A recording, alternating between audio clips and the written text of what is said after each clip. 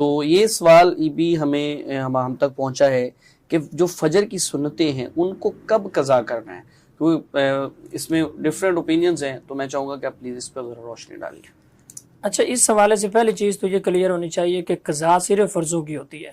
اکثر لوگ یہ سوال پوچھتے ہیں کہ فجر کی سنتے رہ جائیں تو کب قضا کریں؟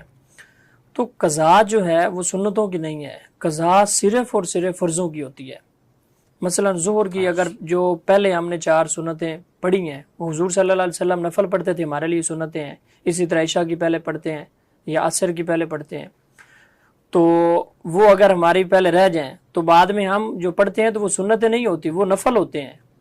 اسی طرح فجر کی سنتیں بھی فرضوں سے پہلے پہلے ہیں، تب تک سنتیں ہیں۔ جب رہ گئی ہیں تو بعد میں جو جسے ہم کہہ رہے ہیں کہ کب قضا کریں گے، تو وہ قضا اس کی نہیں ہوتی، قضا صرف فرضوں کی ہے۔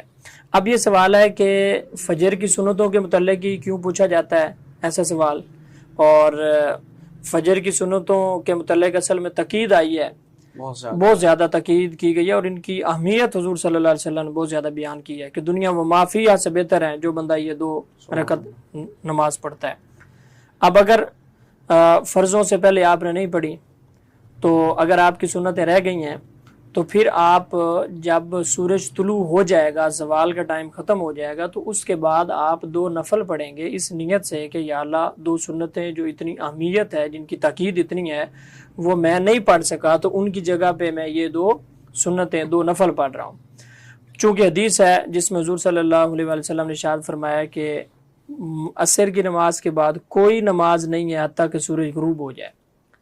اسی طرح آپ نے فرمایا کہ نماز فجر کے بعد کوئی نماز نہیں ہے حتیٰ کہ سورج طلوع ہو جائے۔ تو اس وقت میں تو وہ سنت نہیں پڑھے گا، سورج طلوع ہونے کے بعد وہ پڑھے گا، اور وہ سمجھ لیں کہ 2 نفل ہیں جو ان سنتوں کی جگہ پہ پڑھے گا۔